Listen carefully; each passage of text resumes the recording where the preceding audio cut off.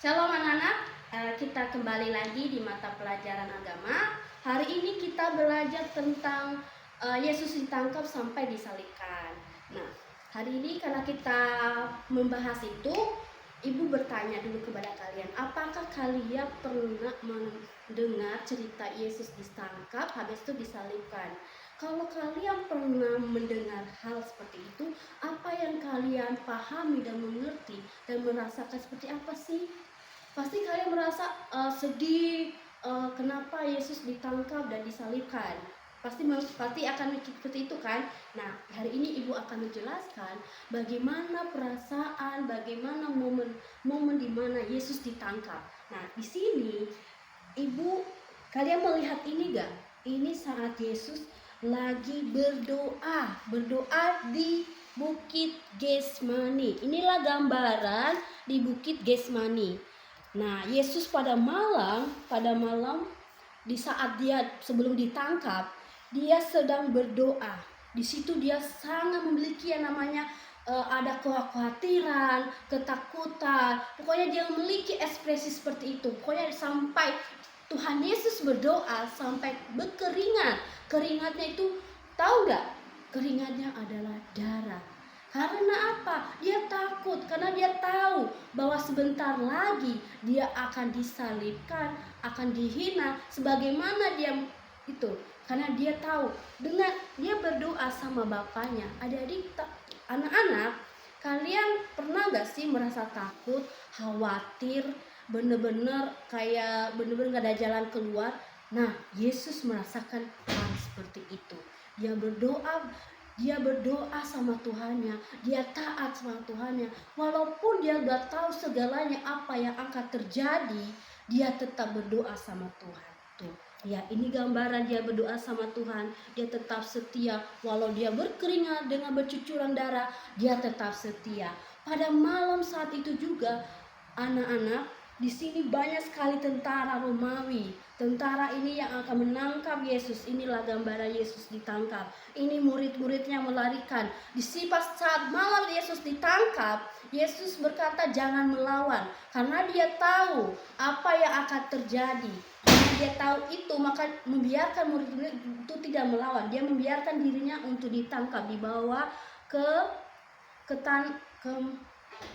Romawi ya, dihadapkan di hadapan Pilatus. Pilatus ini yang akan memberikan eksekusi atau kepada Yesus, karena banyak bangsa Israel yang menganggap bahwa Yesus adalah raja yang menjadi raja. Dia merasa raja Romawi ini merasa akan merebut tatanya. Sebenarnya tidak. Tapi Yesus di sini sebagai raja menyelamatkan manusia. Inilah gambaran tempat Yesus ditangkap, itu di Bukit Getsemani, di mana pada malam itu juga dia ditangkap orang-orang Romawi dan dihadapkan kepada Pilatus. Pas sudah ditangkap, ternyata dia menderita, karena ternyata dia disiksa. Pokoknya disiksa itu kayak gambarannya itu disiksa, dicambuk, pokoknya sampai keluar darahnya. Adik-adik, anak-anak pernah dengar gak cerita nonton film Tuhan Yesus pas ditangkap, pas dicambuk pakai apa ya tuh yang ada pakunya tuh, yang pakai kerikil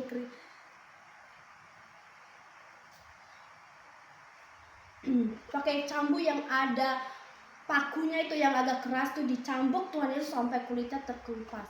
Sangat mengerikan. Pengorbanan Tuhan Yesus begitu luar biasa bagi kita. Dia dihina, bahkan dipakaikan mahkota duri di kepalanya, sampai berdarah anak-anak. Pas saat sudah dihina dan segala macam, udah dilihatin orang, ternyata dia disuruh bawa salib yang sangat berat.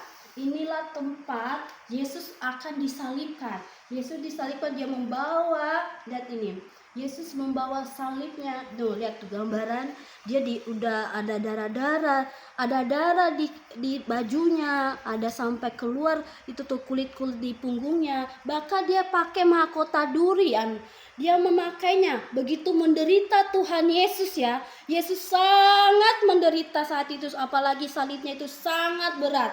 Dia membawanya sampai ke bukit atas sini, sampai naik ke bukit. bukit namanya Bukit Golgota. Bukit Golgota ini tempat Yesus disalibkan. Dia disalibkan di atas sini bersama dua orang penjahat kanan kiri. Nah, anak-anak, kalau kalian melihat gambaran ini, kalian pasti mengerti bagaimana Yesus sangat menderita untuk menebus dosa-dosa kita. Apakah di sini mau gak menggantikan Yesus seperti itu? Ada yang mau? Tidak ada, pasti tidak ada.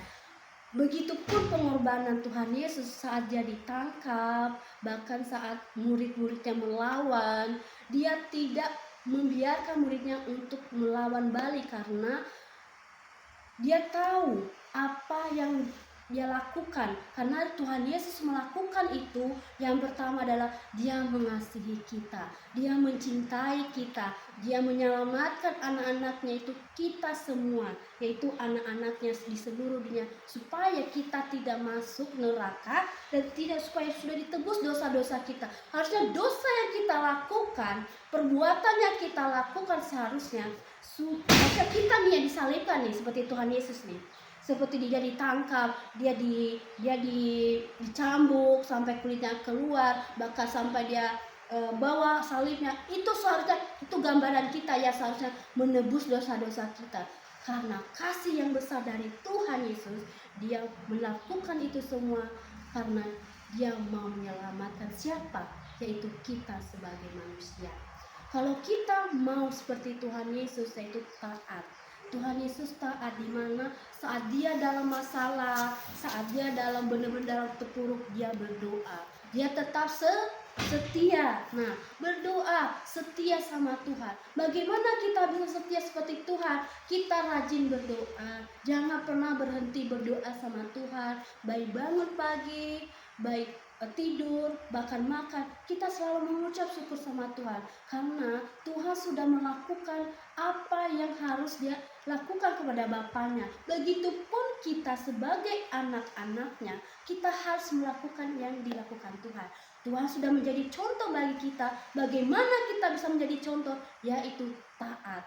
Seperti Tuhan Yesus yang taat kepada Bapa, walaupun dalam penderitaan dia tetap setia. Walaupun dia dalam keadaan yang begitu menderita, sangat menderita, sampai dia dicambuk berkali-kali, dihina, dipakai mahkota, sampai berdarah, keluar darahnya, bercecar di mana-mana, dia tetap setia. Dan dia berkata pas di kayu salib, pas waktunya Tuhan Yesus meninggal, ya Bapa, mereka tidak tahu apa-apa yang mereka perbuat. Itu tandanya kasih yang sangat besar, kasih yang sangat luar biasa yang kita terima karena Tuhan Yesus begitu mengasihi kita. Anak-anak, hari ini kita belajar bahwa kesetiaan itu adalah di mana kita setia pada Allah. Tidak mudah dan tidak segampang itu kita menghadapi berbagai macam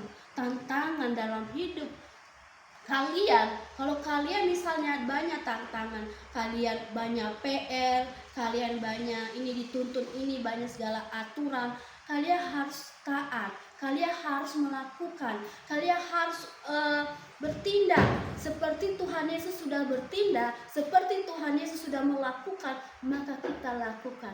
Tuhan sudah memberikan contoh kepada kita, maka kita harus seperti Tuhan Yesus melakukan contoh yang dilakukan Tuhan Yesus, yaitu taat, setia, dan mau melakukan apa yang diperintah, baik perintah dari orang tua, baik dari guru, baik siapapun itu, kita harus taat dan setia dan selalu mengucap syukur pada Tuhan karena Tuhan sudah menebus dosa-dosa kita, yaitu menderita di kayu salib sampai meninggal, sampai dicambuk, sampai pokoknya menderita banget, tapi Tuhan melakukan itu karena Dia mengasihi kita. Apakah kalian mau melakukan seperti yang dilakukan Tuhan?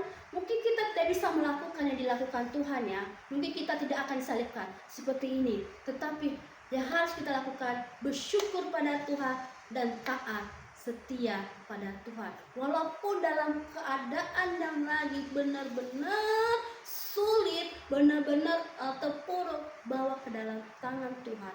karena Tuhan sudah mengalaminya di luar, maka kita harus berdoa pada Tuhan. Tuhan pun setia pada Bapaknya, kita sebagai anaknya, kita sebagai anak-anaknya, begitu pun anak-anak harus setia pada Tuhan. Anak-anak, belajaran hari ini mengenai tentang penyalipan, penangkapan Tuhan Yesus sampai penyalipan. Nah, ini miniatur yang Ibu bikin. Ada tugas untuk kalian, karena Ibu sudah bikin contoh bagaimana gambaran Yesus ditangkap, yaitu di Bukit Getsemani, dan juga gambaran Yesus ditangkap di Bukit Golgota. Nah, tugasnya adalah kalian akan membuat drama di mana pas Yesus ditangkap dan pas Yesus disalibkan. Nanti Ibu bagi beberapa kelompok, itu tugasnya. Minggu depan kita akan Ibu saksikan kalian penampilan kalian. Terima kasih ya. Sampai jumpa.